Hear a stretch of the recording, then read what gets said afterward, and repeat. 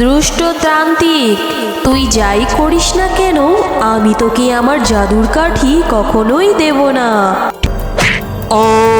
আমার সারা শরীর পুড়ে গেল, আমাকে ছেড়ে দে, আমি আর কখনো এরকম করব না। এই নাও জাদুর ডালিম বাড়ি, এখন থেকে তোমাদের আর কোনোই অভাব থাকবে না। এই হে সৃষ্টিকর্তা, বাহিরে তো বৃষ্টি হচ্ছে, দেখে তো মনে হচ্ছে এবার বন্যা না হওয়া পর্যন্ত বৃষ্টি থামবেই না। সে কি মা, এবার বন্যা হবে? বন্যা হলে তো বাড়িঘর সব ভাসিয়ে নিয়ে যাবে, আর আমরাও তো ডুবে মারা যাব। না রে মা, এইসব কথা বলতে নেই। জীবন মরণ তো সবই সৃষ্টিকর্তার হাতে। কার মৃত্যু যে কখন কিভাবে হবে সেটা স্বয়ং সৃষ্টিকর্তাই জানে। সৃষ্টিকর্তা ছাড়া আর কেউই ভালো বলতে পারে না।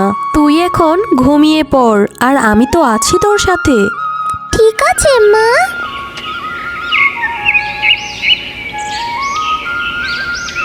মা, ও মা, ওঠো, উঠে দেখো আমাদের ঘরের ভিতরে কত পানি হয়েছে।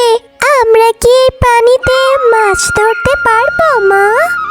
আরে হ্যাঁ, তাই তো দেখছি। তবে এত পানি ঘরের ভিতর এলো কিভাবে? মা টয়া, তুই এখানে বস, আমি একটু বাহির থেকে দেখে আসছি।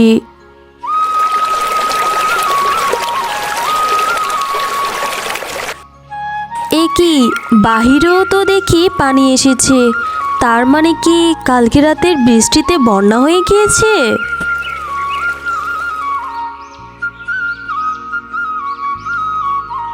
মা টয়া, আমাদের গ্রামে তো দেখছি বন্যা হয়েছে, সারা গ্রাম পানি দিয়ে তলিয়ে গিয়েছে।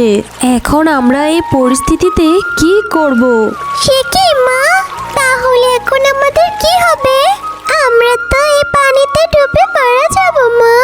না রে মা, এসব কথা মুখে আনতে নেই। তুই দাঁড়া, আমি একটু ভেবে দেখছি কি করা যায়। ঠিক আছে মা। মা মিনা, চল আপাতত আমরা আমাদের ঘরের চালে আশ্রয় নেই, তারপরে দেখা যাবে কি করা যাবে। মা, আমরা আপাতত থাকার জন্য তো একটা জায়গা পেয়েছি, কিন্তু কাল রাতের থেকে তো আমরা না খেয়ে আছি। মা রে, এখন তো আমাদের কাছে খাওয়ার মতো কিছু নেই, কিন্তু কিছু শুকনো মুড়ি আছে। তুই এখন একটু কষ্ট করে এগুলো খেয়ে নে রে মা। ঠিক আছে মা, তুমিও খেয়ে নাও। না রে মা, আমি এখন খাবো না, আমার খিদে নেই। না মা, আমি জানি তুমিও কাল রাতের থেকে না খেয়ে আছো, তাই তুমি না খেলে আমিও খাবো না মা। মারে, আমাদের কাছে কিছু অল্প মুড়ি আছে, এখান থেকে যদি আমি এখন খাই তাহলে পরে তোকে আর মুড়ি খেতে দিতে পারবো না। মা, প্রয়োজন হলে আমি পরে না খেয়ে থাকবো, কিন্তু এখন যদি তুমি না খাও তাহলে আমিও যে খেতে পারবো না মা। ঠিক আছে রে টয়া, আমি খাবো, এখন তুইও খা। দাঁড়া, আমি মুড়িটা বের করছি।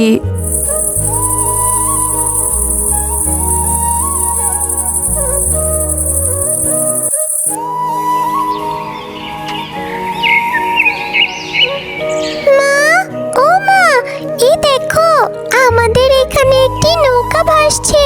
হ্যাঁ রে মা, তাই তো দেখছি। সৃষ্টিকর্তা নিশ্চয়ই উত্তম পরিকল্পনাকারী। তিনি নিশ্চয়ই আমাদের এই পরিস্থিতিতে আমাদের সাহায্য করার জন্য এই নৌকাটা পাঠিয়েছে।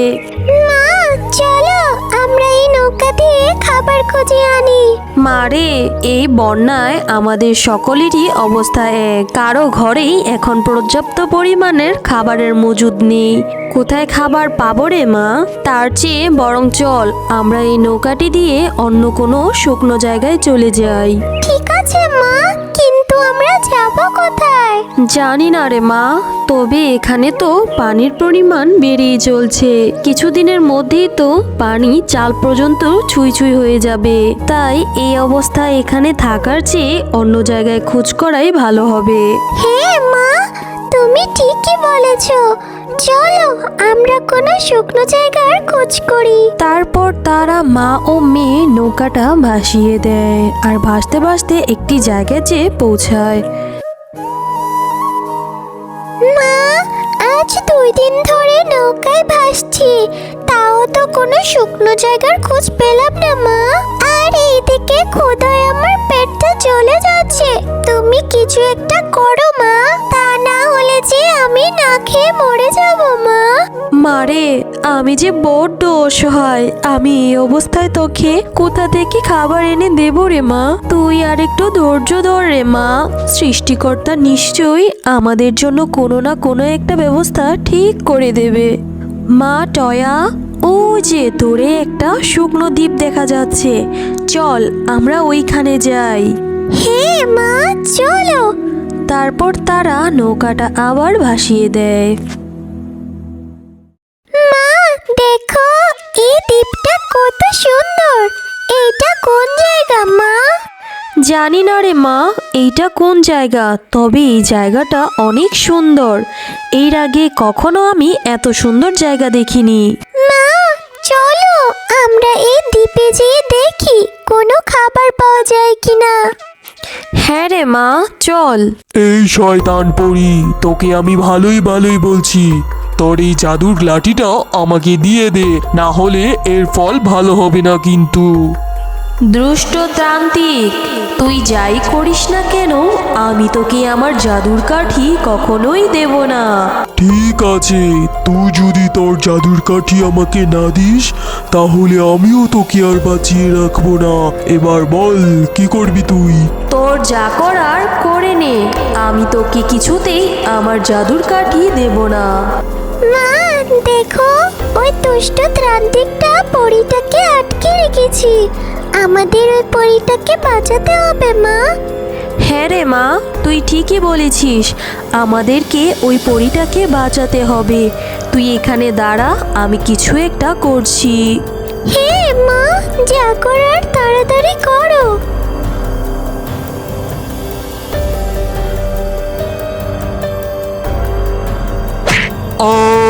আমার সারা শরীর পড়ে গেল, আমাকে ছেড়ে দে, আমি আর কখনো এরকম করব না।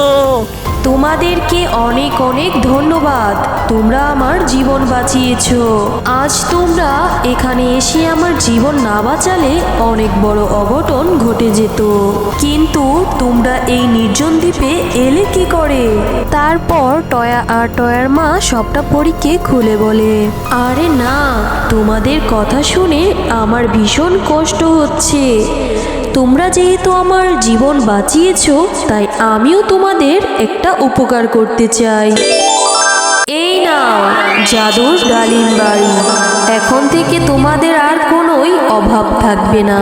এই বাড়িতে তোমরা তোমাদের যাবতীয় সবকিছুই পেয়ে যাবে।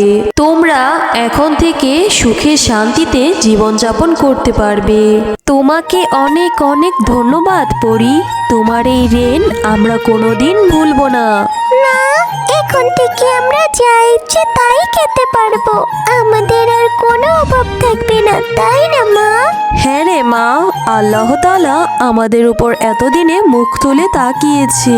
হ্যালো বন্ধুরা, গল্পটি ভালো লেগে থাকলে চ্যানেলটি সাবস্ক্রাইব করে দাও এবং পাশে থাকা বেল আইকনটিতে প্রেস করে আমার পাশেই থাকো। ধন্যবাদ।